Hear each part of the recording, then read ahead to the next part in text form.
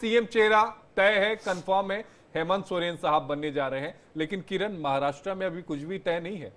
हाँ, सीएम को लेकर के तो फिलहाल कुछ तय नहीं है, लेकिन यहाँ पर एक थोड़ा बेहतर प्रदर्शन जो है वो एआईएमआईएम की तरफ से देखने को मिला है। यहाँ पर 2 सीटों पर जीत दर्ज हुई है।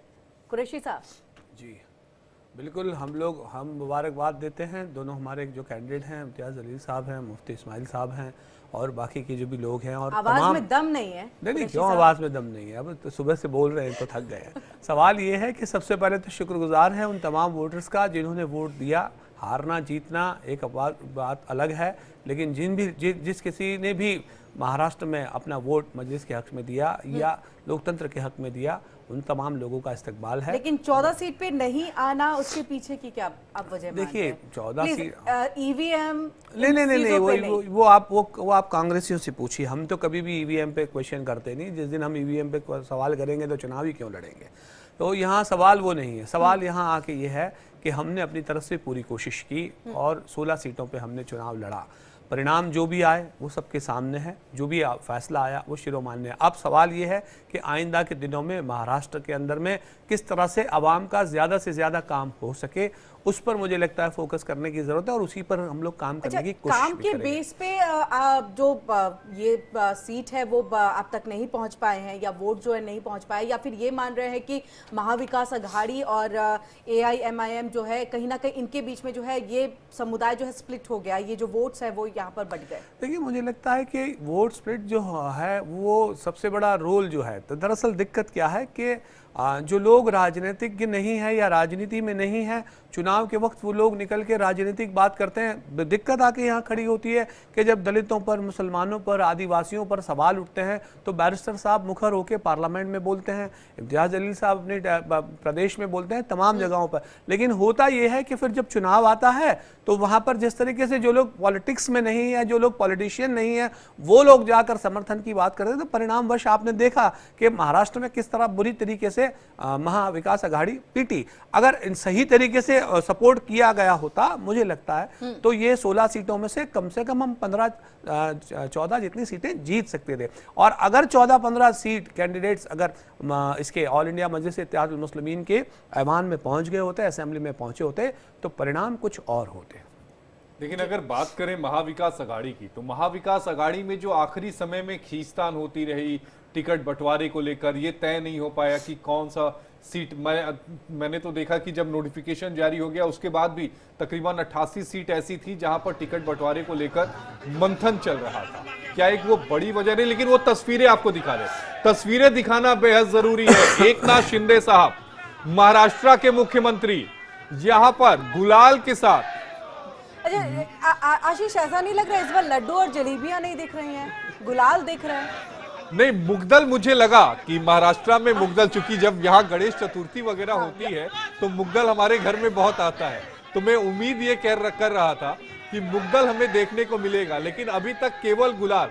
दरअसल मुझे लगता है कहीं इस बात की पोशोपेश तो नहीं कि मुख्यमंत्री कौन बनेगा। एक बार मुख्यमंत्री तय हो जाए तब मिठाइयां बांटे, कहीं पहले मिठाइयां बांट दे तो वो नुकसान ना कर दे। बिल्कुल, मुझे लग रहा है कि हरियाणा के चुनाव से और खासतौर से कांग्रेस की स्थिति से जो है यहाँ पर सबने कुछ ना कुछ एक्सपीरियंस गेन किया है, और यही वजह है कि यहाँ सिर्फ गुलाल के जरिए जो है और ढोल नगाड़ों के जरिए जो है जश्न मनाया जा रहा है, मिठाइयाँ नहीं देखने को मिल रही हैं।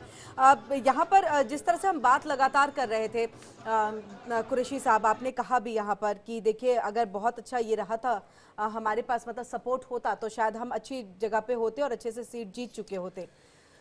और महाराष्ट्र की जनता का मैं आभार व्यक्त करता हूँ। देवेंद्र फडणवीस से आपकी मीटिंग हुई है, तो आरपीआई के लिए क्या मिला है उसमें? आरपीआई को एक मंत्री पद मिलेगा, रिपब्लिकन पार्टी को एक मंत्री पद देने का वादा किया था और उसको निभाया जाएगा, ऐसा अभी देवेंद्र जी ने बताया है। अभी मैं उनको मिलकर आया हूँ, अभी सीएम को मिलने के लिए जा रहा हूँ, अजीत दादा को मिलूंगा और हम लोग मतलब ये विजय मनाएगी। रामदास अठौले साहब इसी तरह के बयान देते रहते हैं। हालांकि वो कह रहे हैं कि आरपीआई को एक मंत्री पद मिलेगा। हमारे साथ हमारे सहयोगी अभिषेक भी मुंबई से जुड़ गए हैं। अभिषेक, दोपहर 3 बजे प्रेस कॉन्फ्रेंस होने वाली है महायुति की, जिसमें तीनों बड़े चेहरे देवेंद्र फडणवीस साहब, एकनाथ शिंदे साहब और अजीत पवार साहब, ये तीनों वहां पर मौजूद रहेंगे। अंदर खाने से क्या कोई खबर निकलकर सामने आ रही है कि इस प्रेस कॉन्फ्रेंस में कुछ घोषणा होगी, या ये प्रेस कॉन्फ्रेंस इस बात के लिए की जा रही है कि हम एक साथ हैं, हम यूनाइट हैं, लेकिन मुख्यमंत्री पद पर कौन बैठेगा यानी मुख्यमंत्री कौन बनेगा वो ऑल पार्टी मीटिंग में, यानी इन तीनों पार्टियों की जब मीटिंग होगी आला कमान के साथ, तब तय किया जाएगा। नहीं, और इसी के साथ देखिए आशीष, यहाँ पर परिवार वालों की तरफ से भी बयान सामने आने लगे हैं। अजीत पवार की पत्नी ने कह दिया है कि अजीत जी को जो है एकनाथ वो शिंदे बनना की बेटी चाहिए। ने भी उनके कहा बेटे है ने कि कह वो दिया बनना है। चाहिए और देवेंद्र फडणवीस के समर्थन भी कर रहे हैं। इसीलिए मैं कह रहा हूं कि ये तस्वीर क्या यूनाइट दिखाने के लिए हो रही है क्या?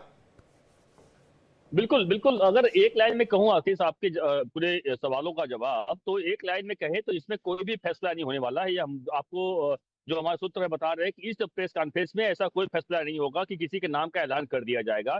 यह प्रेस कॉन्फ्रेंस सिर्फ इसलिए होने जा रहा है कि सभी मतदाताओं का, महाराष्ट्र के लोगों का, उनके कार्यकर्ताओं का, नेताओं का, सबका एक अभिनंदन किया जाए, एक उनका धन्यवाद अदा किया जाए कि जिस तरीके से भर भर कर उन्होंने महायुति को वोट दिया है, किस तरीके से उन्होंने योजनाएं लाई, योजनाओं को कैसे लाभ पहुंचा है, कैसे लाडली बहन से लेकर कैसा योजनाओं का लाभ पहुंचा है, वह तरीके से बात की जाएगी। एक बात रही बात, हाँ बिल्कुल आपने सही कहा कि ये यूनाइटेड किस तरह से लोगों एक साथ है, हम साथ साथ हैं, हम अलग अलग नहीं है, हम एक साथ साथ हैं। इसी वजह से बताने का प्रयास किया जाएगा इस चुनाव, इस प्रेस कॉन्फ्रेंस के जरिए कि हम साथ में, कोई हमारे बीच में मतभेद नहीं है, हम साथ में मिलकर जो भी फैसला लिया जाएगा, हम साथ में तीनों नेता मिलकर, यानी तीनों पार्टियों के नेता मिलकर बातचीत करेंगे, फैसला लेंगे। दो बड़े दिग्गज पार्टी के नेता यानी मुखिया जो है वो एकनाथ शिंदे और अजित पवार खुद ही मौजूद रहेंगे, लेकिन बीजेपी की तरफ से आपको पता है कि हाईकमान तय करता है, और उनकी तरफ से जो जानकारी हमें मिल रही है, पर्यवेक्षक जो है वह 25 तारीख को मुंबई में मौजूद रहेंगे, और 25 तारीख को विधायक दल की बैठक होने वाली है, उसमें नेताओं का चयन किया जाएगा। और ये माना जा रहा है कि 25 तारीख को सरकार बनाने का क्लेम कर दिया जाएगा महाराष्ट्र में। ये जानकारी मैं बड़ी दे रहा हूं, और 26 तारीख